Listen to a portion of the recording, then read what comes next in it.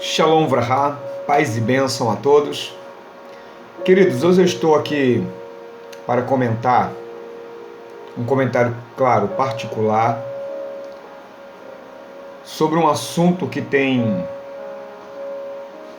rolado nas mídias sociais, nas redes sociais, a respeito do pastor Daniel Nunes, através de uma fala infeliz, através de um pronunciamento infeliz que ele fez em uma reunião de obreiros em uma determinada cidade, visto que esse homem é uma referência dentro das Assembleias de Deus, uma pessoa que tem um legado muito bonito, um grande pregador, um grande conhecedor da Bíblia, porém o seu pronunciamento trouxe aí à baila uma grande discussão a respeito do seu pronunciamento quando chamou algumas igrejas que são mais abertas, mais liberais do que a dele, ao colher, ou melhor, ao acolher alguns membros que possivelmente davam muito trabalho à igreja dele por conta de brincos, calças arrochadas, maquiagem, cabelo grande. E no caso aqui do cabelo grande era uma referência aos homens, e assim sucessivamente. Isso está repercutindo muito negativamente a respeito deste homem, trazendo alguns problemas. E ele, de maneira muito honrosa, humilde, nós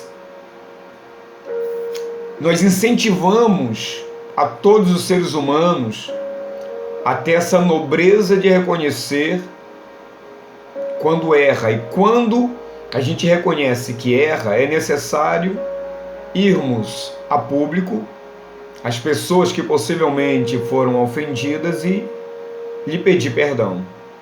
Eu não conheço o pastor Daniel Nunes, nunca ouvi, mas eu tenho certeza pela idade desse homem,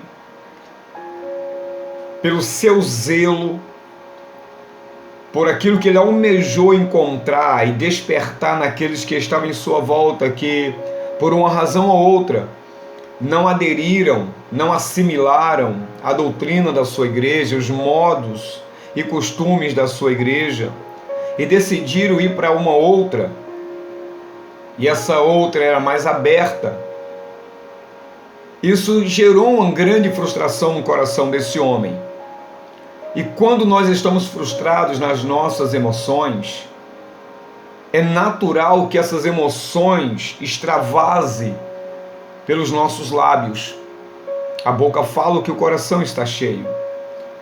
E aquele foi um momento onde ele teve a oportunidade, as suas emoções foram a pique, e chegando a pique, ele então vomita todo esse sentimento que ele tem guardado, ou tinha guardado no seu coração, a respeito dessas pessoas que ele chama de lixo, e a respeito também dessas igrejas que acabaram abraçando essas pessoas, as chamando de lixão.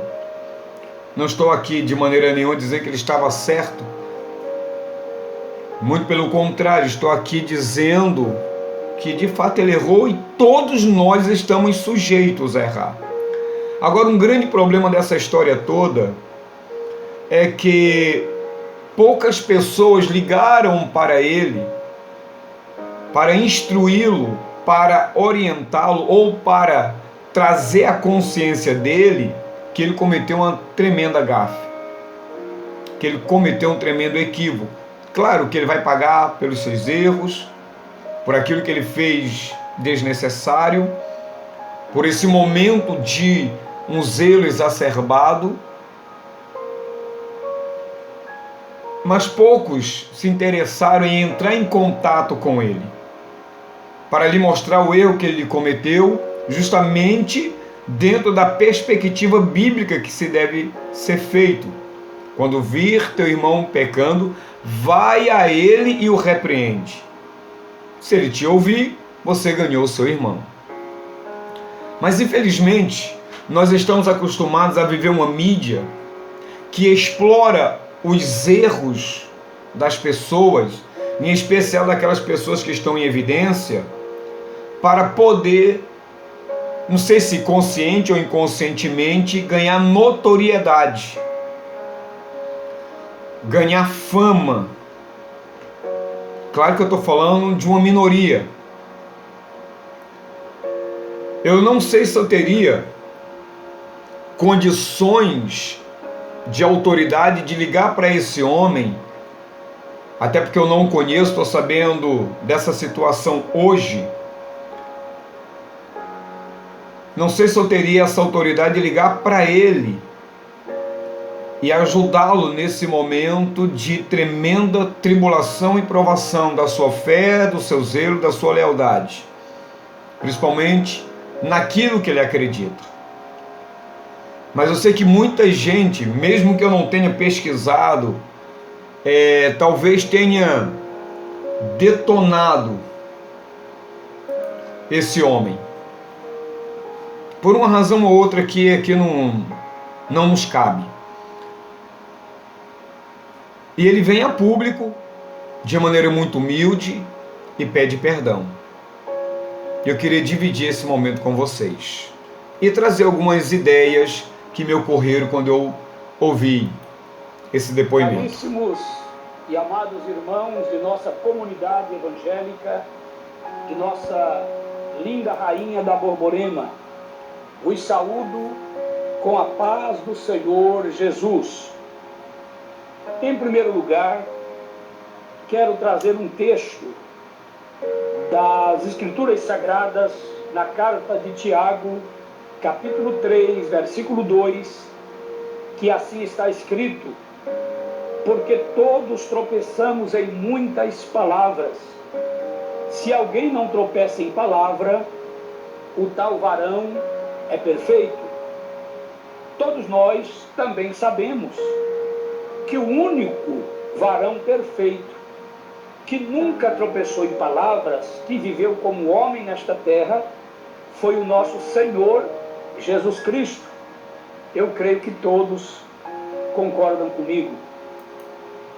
Percebemos logo de cara que ele traz à baila um texto sagrado para justificar a sua falha, não justificar a sua falha, essa não é a palavra certa, mas para justificar que ele errou, que ele falhou.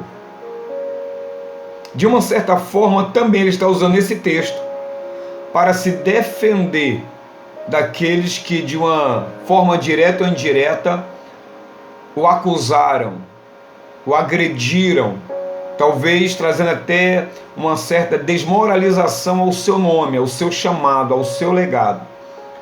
Então ele usa o texto de maneira até apropriada, reconhecendo a sua falha, mas também trazendo a consciência de todos nós que também nós erramos quando julgamos as pessoas de maneiras equivocadas, usando métodos equivocados,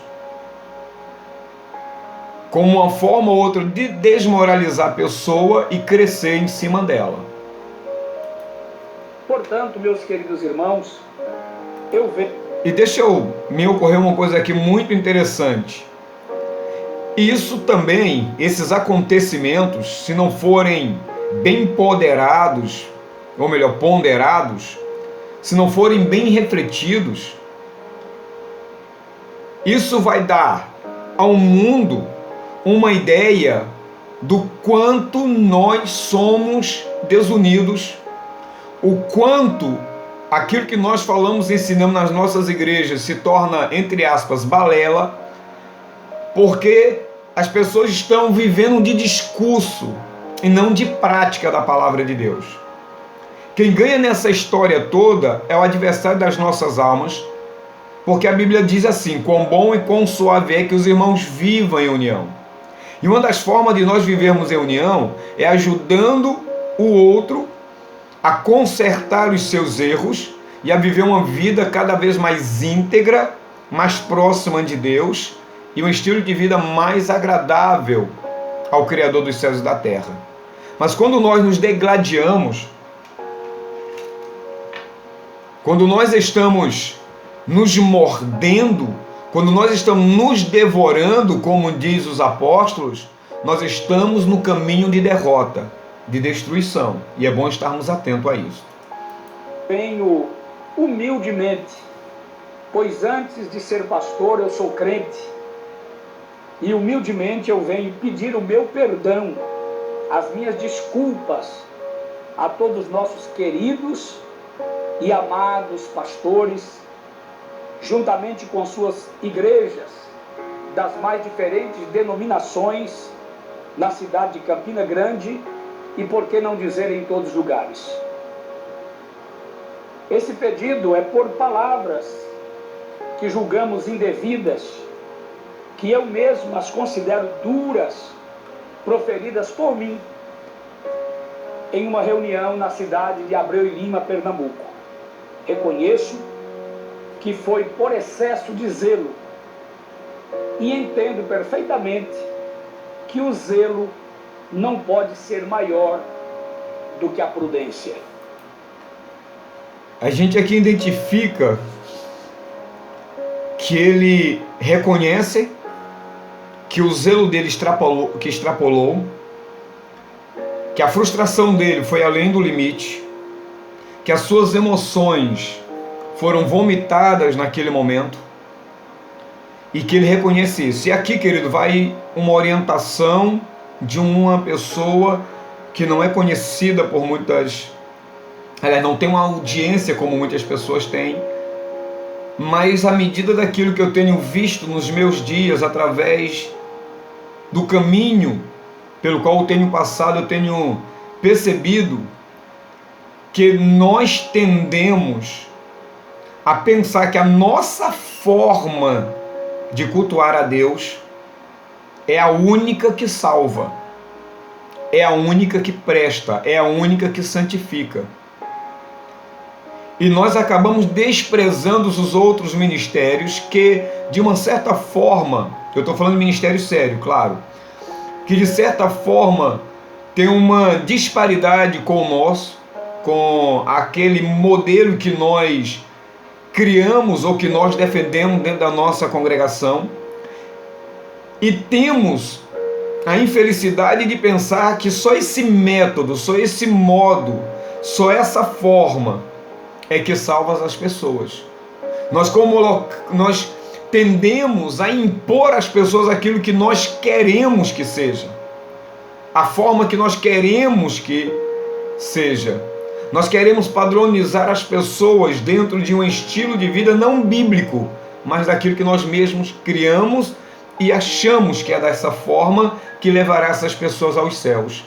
E quando alguém não pactua conosco, quando alguém não anda na mesma pegada, no mesmo caminho, nós taxamos essa pessoa de rebelde e lançamos ela no mais profundo do inferno.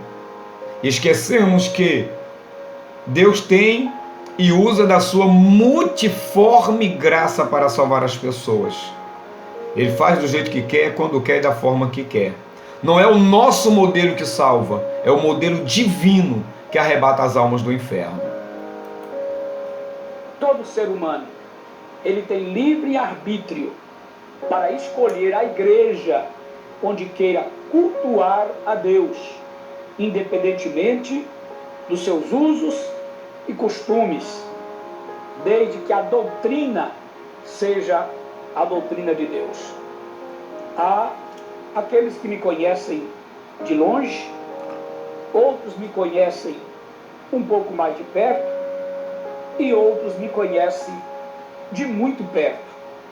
E todos que convivem comigo sabem muito bem do carinho e apreço que tenho por todos os santos que estão esperando a vinda do Senhor. Na verdade, o meu respeito é por todos os cidadãos, independentemente de sua religião. Todos os irmãos das mais diferentes denominações em Campina Grande, sempre quando nos visitam em nosso templo central ou em uma das nossas congregações, são muito bem recebidos. A UMEB sempre é e sempre será bem-vinda à nossa igreja.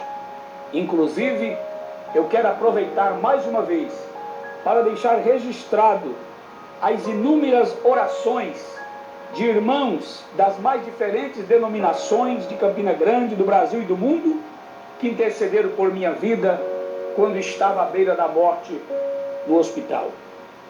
Quero aqui nesta nota agradecer ao pastor Elder Faber e o pastor Luiz Vieira, que me mandaram mensagens trazendo palavras de aconselhamento, porém a fizeram com muito respeito.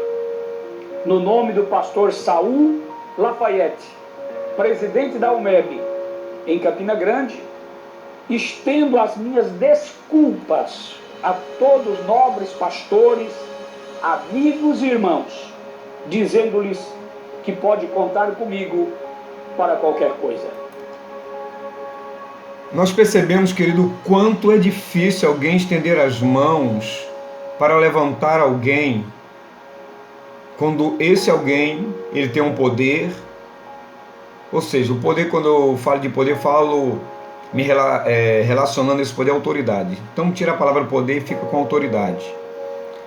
Porque esse homem, ele tem um legado, ele tem família, ele tem um ministério. E por conta de um bombardeio de outros irmãos, de outros ministérios, que tem uma autoridade talvez no mesmo nível ou maior, que tem, de uma certa forma, uma mídia mais poderosa que ele domina, o ministério desse homem pode ir para o beleléu.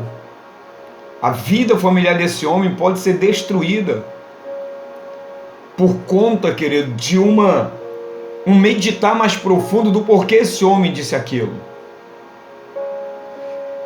Eu não estou aqui dizendo que ele fez certo no que disse, mas eu estou dizendo que está faltando compaixão de homens e mulheres da mídia, que deveria usar a mídia para, sim, dizer que ele errou, mas estender as mãos para esse homem.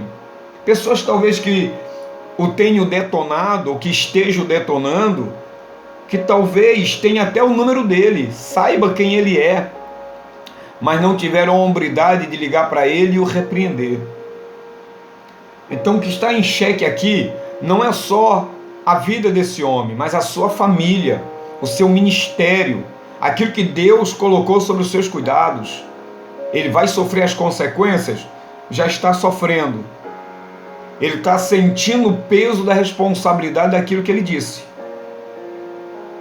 Isso só mostra que quando nós idealizamos um pastor, quando nós idealizamos uma igreja, um ministério, nós a construímos baseados em fantasias, no nosso imaginário. Quando na verdade nós devemos olhar para o ministério de forma real, como ele é, o pastor como ele é, as pessoas como elas são. Como ele diz, as pessoas são livres para usar brinco, usar batom, maquiagem, calça arrochada e ficar em qualquer ministério. Nós não temos um monopólio da salvação. Quem detém esse monopólio é o Criador dos céus e da terra. Nós não temos o poder de obrigar as pessoas a congregarem na nossa congregação, a seguir os nossos modos de vida. Elas são obrigadas a seguir a Bíblia e não usos e costumes. Quando alguém evangelizar de maneira coerente, a primeira coisa que precisa ser entendido nisso é o seguinte: a palavra de Deus vem em primeiro lugar. Quando essa palavra é pregada, é ensinada, é plantada no coração de uma pessoa, e essa pessoa se converte, ela entrega a sua vida a Deus através dos méritos de Cristo, e ela quer estar na minha igreja, quer membrar na minha congregação, no meu ministério, aí sim eu vou passar para ela como é o nosso estilo de vida, como é que nós adoramos ao Eterno. Os nossos usos e costumes vão ser expostos para ela e não imposto a ela.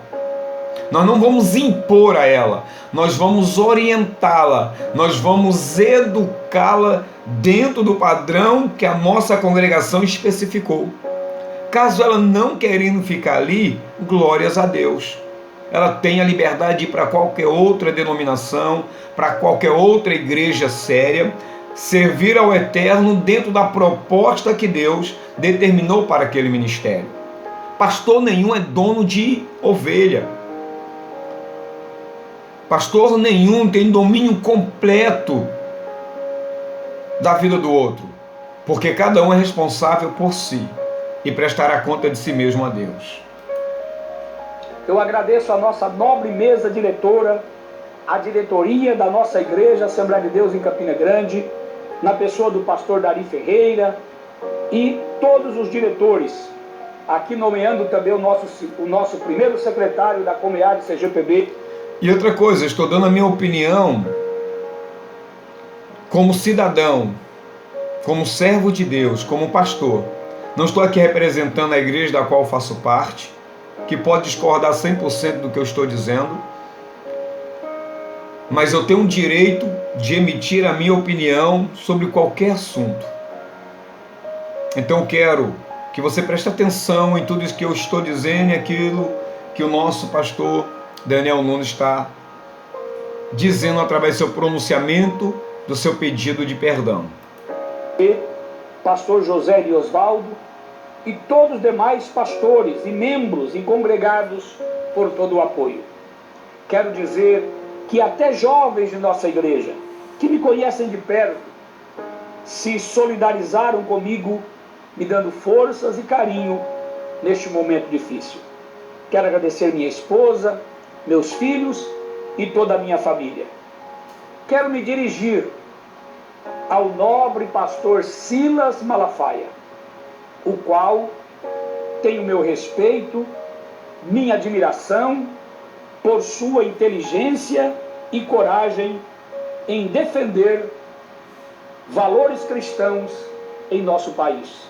E ainda me lembro que no ano de 1994, quase 30 anos atrás, eu estive pregando numa cruzada, Mossoró para Cristo, o qual o pastor Silas Malafaia também foi um dos pregadores. O que eu quero dizer ao nobre pastor é que se eu orava pelo Senhor, eu vou orar muito mais, pois eu provei um pouquinho o que são as redes sociais, e o Senhor tem provado todos os dias. Eu acho muito interessante essa observação que ele fez. Eu não vi nenhuma coisa relacionada ao nobre Silas Malafaia, do qual também eu admiro muito. Como seres humanos e como seres pensantes, nós não concordamos com tudo, mas realmente ele é um ícone, eu o admiro, e aqui o nosso querido pastor Daniel está declarando isso. E eu não sei se o Silas Malafaia trouxe uma palavra dura para ele, eu não sei se o Silas Malafaia detonou ele, confesso que eu não vi isso, pelo menos não pesquisei, mas é interessante que ele traz isso à tona. Na minha concepção, eu creio que o Silas Malafaia deve ter sim pronunciado, como é do costume dele fazer. E eu não sei qual foi a posição que o Silas tomou, com certeza foi contrário à fala dele, até porque é um pastor muito consciente. Mas eu percebo no tom dele que parece que talvez a fala do nosso nobre pastor Silas Malafaia não tenha sido tão agradável, até porque ele é muito veemente, ele é muito sisudo. Eu não sei se a palavra sisudo se encaixa nesse momento, mas ele tem essa veemência de falar aquilo que pensa, com a força que ele tem de falar aquilo que pensa. E ele falou que ele iria orar pelo Silas Malafaia. Não sei se aqui deixou, até vou ver depois, mas eu não sei se aqui ficou um pequeno ressentimento, não sei se aqui ficou uma coisa meia fora do eixo, talvez ele não tenha se sentido apoiado pelo amigo de denominação no sentido de Assembleia de Deus. E também ele deixa muito bem claro que agora ele sente na pele o poder que a mídia tem. O poder da mídia é tão grande que ele pode colocar alguém lá em cima, no mais alto lugar do universo, e essa mídia ainda tem o poder de arrancar essa plataforma da qual ela colocou alguém lá em cima, para que o tombo dessa pessoa seja ainda maior e mais destruidor. Então Silas Malafaia constantemente está passando por essas tribulações, por essas provações que vêm através da mídia, que vem pelo pronunciamento da mídia. E parece que ele entende isso agora.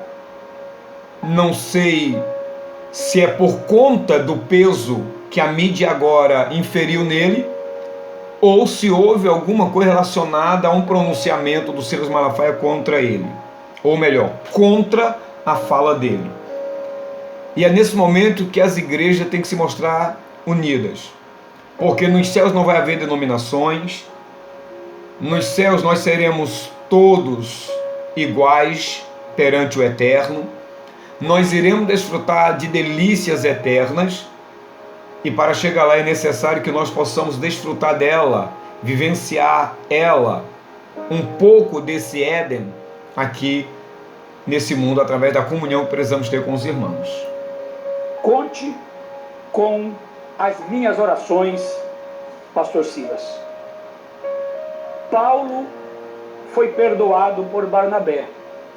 João Marcos foi perdoado por Paulo. Creio que assim que vivem os homens e mulheres de Deus que caminham para o céu.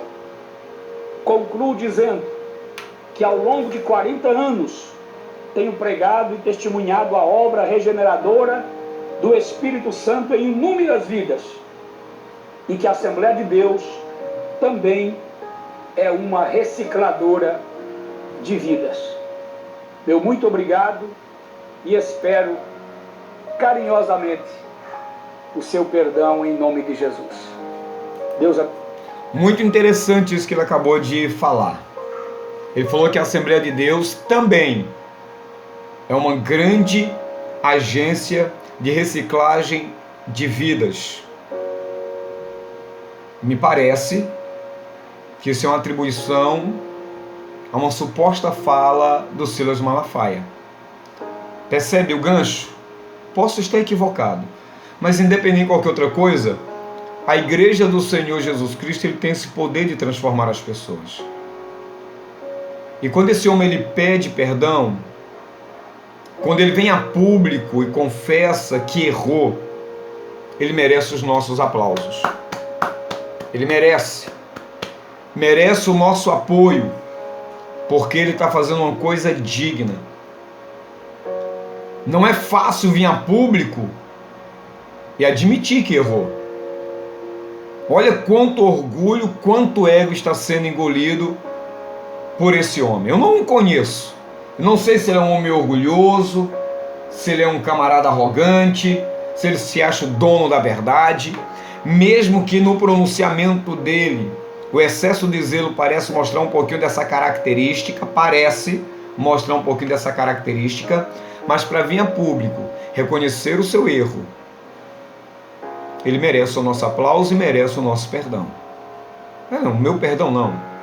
O perdão de quem ele supostamente tenha ofendido com o seu pronunciamento. E aqui termino. Eu ouvindo a fala dele, eu também vi algumas pessoas lá dando glórias e aleluia. No momento que nós estamos exacerbados, no momento que nós estamos transbordando as nossas emoções de forma negativa e que o coração precisa jogar para fora aquilo que está lá dentro, e no momento de uma fala como essa, alguém no público dá glória a Deus e aleluia, essas emoções é fortalecida. E por ser fortalecida, eu me sinto mais inspirado para falar mais sobre aquilo, porque eu estou me sentindo apoiado. Então aqueles homens também deveriam vir a público, na minha concepção, claro, e pedir perdão. Estar ali do lado dele pedindo perdão, porque a Bíblia diz que digno da mesma punição não é só aquele que faz, mas aquele que concorda. E é por isso que algumas pessoas talvez tenham se mostrado contrário à fala dele. E é por isso que eu estou aqui de forma respeitosa, respeitando os 40 anos que esse homem tem de ministério, um legado enorme. E parabenizá-lo pela atitude. Errou, reconheceu e agora vai dar a volta por cima. Isso é uma atitude nobre e de uma força espiritual que um precisa ter muito grande. Isso nos mostra o quanto nós somos homens, seres humanos, que nós somos falhos e que ainda somos irmãos, trabalharemos no reino de Deus, o Senhor aí ou daqui, e o nome do Senhor será glorificado para sempre. Então, se o Senhor precisa do meu perdão, eu te dou o meu perdão. Agora cada um vai se pronunciar do jeito que achar conveniente, tá bom? E assim, querido, se você gostou desse vídeo, se você achou que ele é relevante, não deixe de dar o like. Se você não gostou, também pode dar o dislike. Se você não é inscrito, se inscreva no nosso canal e compartilhe esse vídeo se você achar conveniente, ok? Shalom, vrahá, paz e bênção. Fui.